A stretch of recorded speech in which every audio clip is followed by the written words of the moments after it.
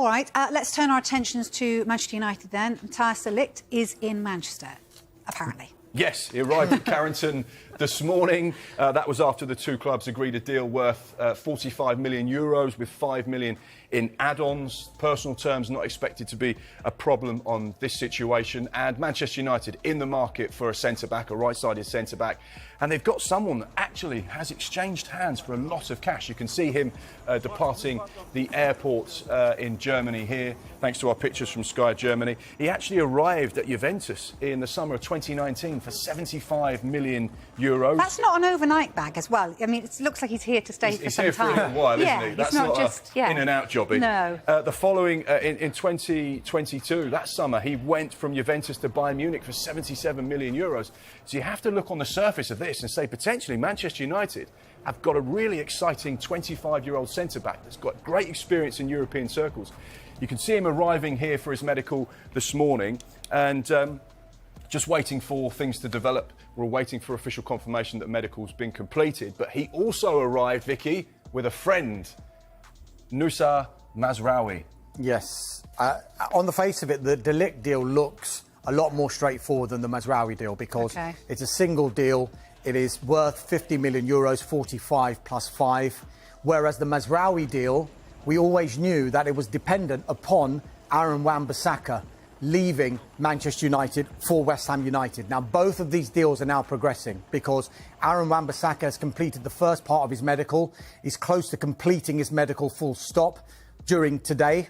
There were a few issues late last night about whether this deal was going to happen because there was a bit of a stumbling block with his exit terms at Manchester United, but that all got agreed and he was given permission to do that medical, which he started this morning. Mazraoui, of course, as Mark mentioned there, he is in Manchester as well. He's been having a medical alongside Matthijs De Ligt. That deal is worth €20 million in total. So it's €15 million initial fee plus €5 million in performance-related add-ons. So it looks like, unlike the Chelsea situation, that all the dominoes are falling into place for Manchester United here. Matthijs De Ligt looks like that one will get done. Mazraoui to United from Bayern as well should get done, and Aaron Wan-Bissaka from Manchester United to West Ham United, that one should get done as well. I think we're now just waiting, as Mark mentioned there, the medicals to finish and then those formal announcements to be made. Just a couple of other lines to bring you from each club. An interesting one from Manchester United, because I was told today that the Everton forward, Dominic Calvert-Lewin, he was one of a number of forwards that Manchester United have discussed during this transfer window. As it stands, it should be said here that it's not a priority position as it stands for Manchester United. They are looking, of course, we've been talking about a right-back, a centre-back. They're also looking at central midfield as well, which I think we'll elaborate on in the 7 o'clock show. But also Calvert-Lewin has entered the final year of his Everton contract, so there could be a situation there. United are unlikely to go into the market for another forward player. Remember, they've already brought in Joshua Zirkzee in this transfer window, unless there are sales in that area. So maybe just one to keep an eye on in the last couple of weeks. And a line from West Ham United, we're talking about Aaron Wan-Bissaka and all the other signings that they've made during the week. Some people have said they've won the transfer window, West Ham United. They've made so many good signings. There's a potential departure which has kind of hit the buffers a little bit, and it's Kurt Zouma. We brought you the news late last week that Kurt Zouma was going to be having a medical with the UAE club, Shabab Al Ahly. He had that medical over the weekend, but that medical highlighted a couple of issues. So now West Ham United and Shabab Al Ahly are now in ongoing talks because there's still a willingness from all three parties to get this deal done because the personal terms have been agreed and a mutual termination of Kurt Zouma's contract with West Ham United for the final year, that has been agreed as well. Kurt Zouma, he remains in Dubai, just awaiting developments on what's going to happen next. So I guess Connor, who is just outside the training ground. Vinny, good afternoon to you. This is big business for United. What do we know about the timeline on these particular deals? Well, we're as far down the line now as talking about the possibility of both players being registered in time for the season opener against Fulham on Friday night. It's been a long time coming, I suppose, in many respects, but United wanting to bolster that back line. And today we know that both medicals are underway because two people carriers with blacked out windows turned up at Carrington just after 9 o'clock this morning, taking both players into the training ground. We couldn't tell exactly who was in which car at the time, but we've have confirmation since then that both players had arrived ready to undergo those medicals. And while there's still a bit of a way to go in many respects in terms of getting those medicals completed, obviously we know that the deals are on the table for both players and agreed with Bayern Munich. So what can we tell you about those deals? Well, De Ligt would be a deal worth up to £42.9 million.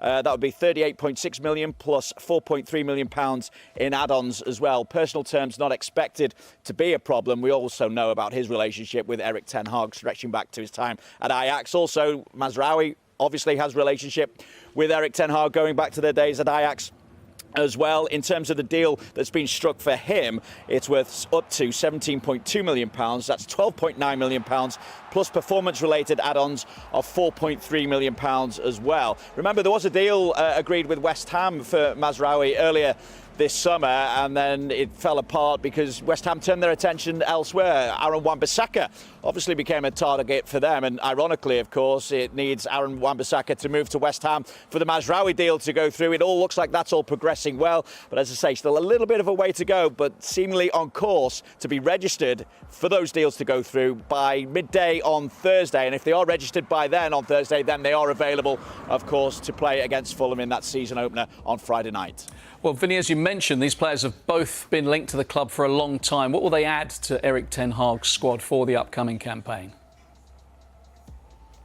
Well, I think, first of all, as I mentioned, numbers in that back line. We know the injury problems that Manchester United have had, particularly last season at centre-half and at full-back as well. And on top of that, of course, Lenny Yoro, who signed this summer, picked up that foot injury against Arsenal that's ruled him out for 3 months now. So while he's one for the future, I suppose he was also going to be an option early doors in the season. And someone like De Ligt coming in obviously gives a much more wealth of experience, albeit still at the age of 24. But when you consider that he played 100 games for Ajax by the time he left them at the age of 19. He'd been a captain under Ten Hag there. He'd won the Dutch league title. He captained Ajax to the semi-finals of the Champions League as well. Played 73 times for Bayern Munich, of course, scoring 5 goals in that time, but lost his way in terms of his form somewhat, I suppose. But United are getting a highly motivated individual who wants to rediscover his best form both at club level and, of course, in the international setup as well, to regain that starting berth in the Dutch national side. Erik Ten Hag, we know, is full of praise for him. He said back in 2019 that he believed he could become the number one in his position in Europe as well. So maybe they're coming back together at just the right time, both for Erik Ten Hag's career and for Matthijs De Ligt's career as well. On top of that, of course, Mazraoui, another former Ajax defender. We've seen United's need for a fullback highlighted once again, I think, by the Community Shield, with Palestri playing as a makeshift right back in that second half against Manchester City as well. Mazraoui can actually play as both a right back and a left back. He enjoyed working with Erik Ten Hag first time around. He credits him with improving him tactically, improving him attacking wise as well. He describes him as a top coach who was very important to him as well. I think Ten Hag will also be looking at it and thinking maybe Mazraoui and Antony can rekindle that working relationship down the right-hand side that they had at Ajax, that was so productive at Ajax as well, and maybe it would help Antony rediscover his best form as well. So, on paper, the reasoning behind the two signings looks sound, but United fans will want more than that. They want it to look sound on the pitch. Vinny, great stuff. Thanks for that. Casemiro delivered what Manchester United needed, but there's a catch. After a challenging season, Casemiro is eager to return to his best form for Manchester United this year. If there's anyone in the squad with a point to prove, it's him. Following a stellar debut season at Old Trafford in 2022-23, the Brazilian's performance notably declined last season, drawing widespread criticism and even sparking premature retirement talks. Now at 33, United would be wise to consider selling him before the summer transfer window closes. However, with 2 years remaining on his contract, finding a suitable offer seems unlikely. Although United needs to secure a new defensive midfielder before the window shuts in just over 2 weeks, the ideal scenario would be for Casemiro to silence his critics and regain his top form. Casemiro has started all 6 of United's pre-season matches, leading the Reds into their Premier League opener against Fulham on Friday night. He captained the team throughout the pre-season and even scored in a 3-2 victory over Real Betis at Snapdragon Stadium in San Diego. Brought in from Real Madrid 2 years ago to add steel and tenacity to United's midfield, a role he fulfilled brilliantly in his first season, Casemiro has often exceeded expectations offensively. With 12 goals and 9 assists in 84 competitive appearances, he's frequently shown a surprising hunger to push forward and take up advanced positions. His partnership with Ahmad on the edge of the penalty area during the Community Shield match against Manchester City nearly resulted in an early goal for United. Throughout pre-season, Casemiro frequently ventured forward, providing an extra body in the opposition's box. While it's true that pre-season matches aren't played at full intensity, his performances over the last 4 weeks deserve recognition. Yet, it's also clear that he has looked more comfortable advancing upfield than in his defensive duties. A clumsy mistake led to Liverpool's opening goal in United's 3-0 defeat in South Carolina, and he was sloppy in possession against Arsenal in Los Angeles. Despite these concerns, there is still an obvious need for a new defensive midfielder who can cover more ground and shield the back four more effectively. On the other hand, Casemiro's defensive stats from Saturday's Community Shield clash with City were impressive: 7 tackles, the most on the field, and 2 clearances. Offensively, he completed 2 key passes, with only City's Oscar Bob making more, 3. His Wembley performance was encouraging, particularly in attack. Casemiro's experience and tactical awareness still make him a key player, and it would be surprising to see him miss out on a starting spot against Fulham. He's had a full preseason, so he's very fit at the moment, Ten Hag said of Casemiro after the City match. I think as a team, we worked well together, and that makes it easy for Casemiro. It allows him to showcase his skills and highlights his importance to our game and our team. With the pursuit of a new defensive midfielder likely extending into the final days of the transfer window, Casemiro will still be tasked with protecting the back four for now. It's not an ideal situation, given how he struggled with that responsibility last season, but if United can manage possession better than they did previously, the Brazilian's offensive contributions could prove invaluable. While Casemiro's primary role is to defend and maintain midfield stability, his attacking impact shouldn't be overlooked. His forward play has been a standout in recent weeks, and United will be hoping he can carry that momentum into the new season.